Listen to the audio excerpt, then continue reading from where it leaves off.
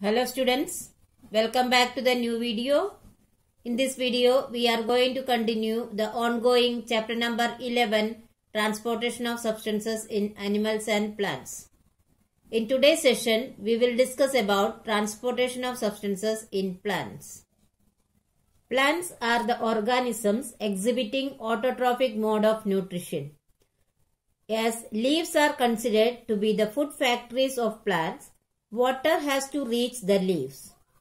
Therefore, during photosynthesis, plants take water and minerals from the soil through the roots and transport them to the leaves.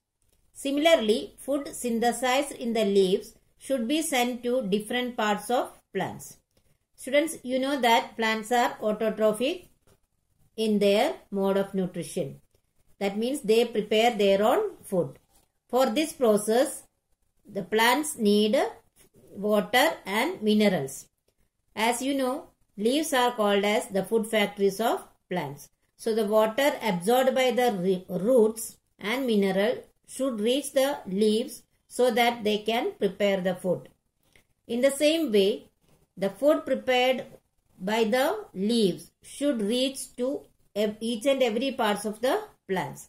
That means in plants, food and water should be transported to various parts. Plants have pipe-like vessels to transport water and nutrients from the soil. The vessels are made of special cells forming the vascular bundle or vascular system. The vascular bundle consists of two tissues, xylem and phloem. So, in plants, the transportation of substances are taking place with the help of pipe-like vessels. These vessels are made up of special cells and they form the vascular system. So, you have already learned that the transporting system in plants is called as vascular system. This vascular bundle consists of two special tissues. They are xylem and phloem. Now, let us discuss about xylem tissues. The tissue responsible for the transport of water and nutrients in the plant is called xylem. It extends from top to bottom of the plant that connects roots to the leaves through the stem and branches and thus transport water molecules and dissolved substances from the root hair to aerial parts of the plant. It means that the water absorbed by the root is carried to the different parts of the plant by xylem tissues. So, we can define xylem as the tissue responsible for the transport of water and nutrients. See, it extends from top to bottom of the plant and connects the roots to leaves and stem, branches, and thus transports water molecules and dissolved substances that is absorbed by the root hair to the aerial parts, that is the leaves of the plant. Now, let us see what is phloem. The tissue which transports food molecules to all parts of the plant is called phloem. It forms long tubes for the transportation of food manufactured in the leaves to all parts of the plant. So, what is phloem? It is the tissue which transports food molecules to all parts of the plant. It forms a long tube because it has to transport food to different parts of the plant. Food is prepared in the leaves that should reach to all parts of the plant. For this purpose, the phloem forms a long tube. Now, let us discuss the transport of water and minerals in plants.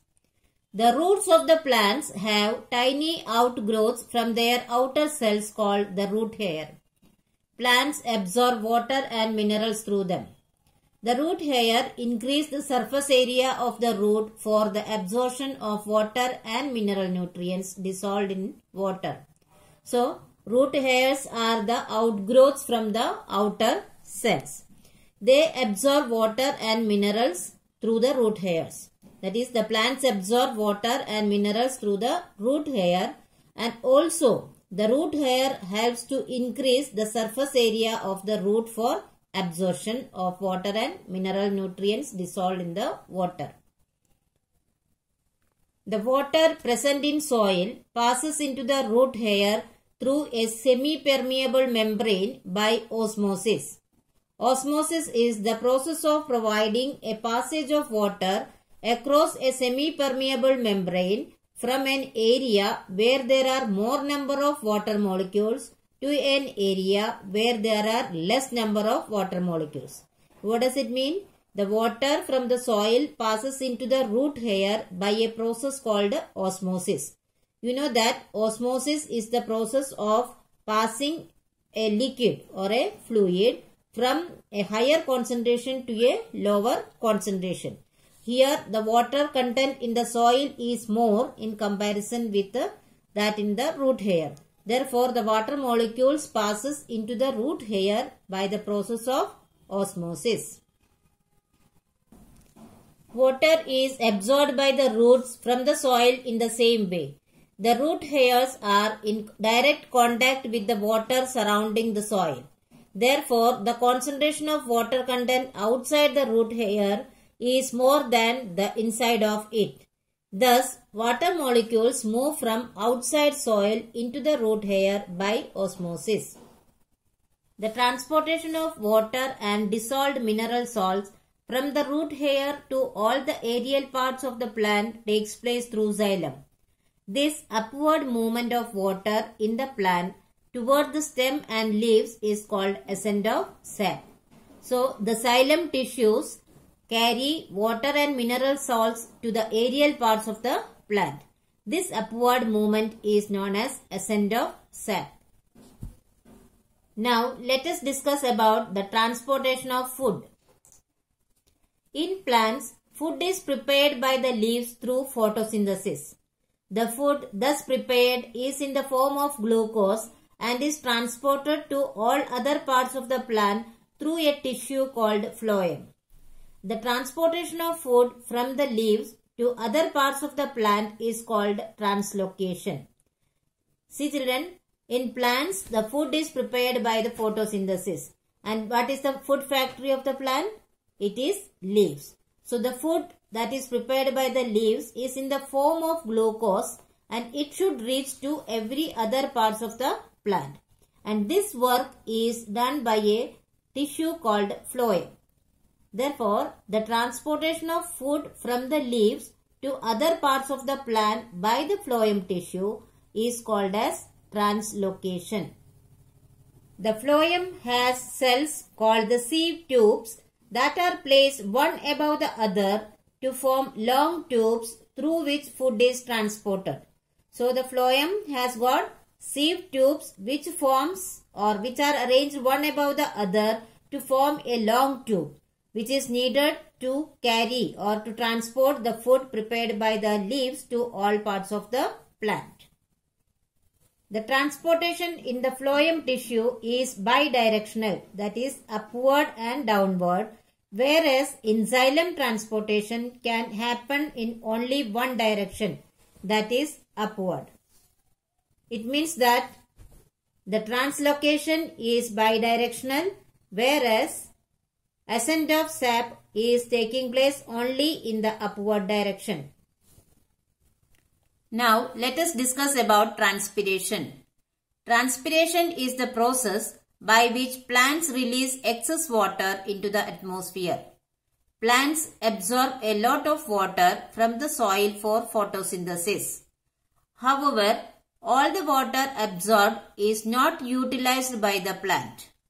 The excess water evaporates through the stomata present on the surface of the leaves by the process of transpiration. So, what is transpiration? It is the process by which the plants release the excess water through the stomata present on the leaves. The evaporation of water from leaves generates a suction pull which can pull water up from the roots. It is strong enough to force water upwards in trees. This pull is called transpiration pull. As water is given out by transpiration, more water is absorbed by the plant. So, in this way, we can say that transpiration is useful for the plants so that it can absorb more and more water and dissolved minerals to the upper part of the trees. Sometimes when rate of transpiration is more than the rate by which roots absorb water, the plants lose excess water. As a result of it, the leaves, flowers and stem of the plants start dropping down. This is called wilting. What does wilting mean? When the transpiration is more than the rate by which the roots absorb water, there will be a shortage of water, and as a result, the flowers, leaves and stem of the plant start dropping down. This process is called wilting. Now, let us see the significance of transpiration for plants. Transpiration is important for plants in many ways. It removes the excess water from the cells of the plant to prevent plant decay. Second, it maintains salt-water balance in the plant. Third, it cools down all parts of the plant. Fourth, it helps in the distribution of dissolved substances to all parts of the plant. And fifth one is, its pull is used to absorb more water and minerals. It is strong enough to draw water even in a tall tree. So students, I hope you have understood the topics very well. But still, if you have any doubt, you can write in the comment section. I will surely try to solve it as early as possible. Here are some review questions. Please solve it in your notebook. Thank you.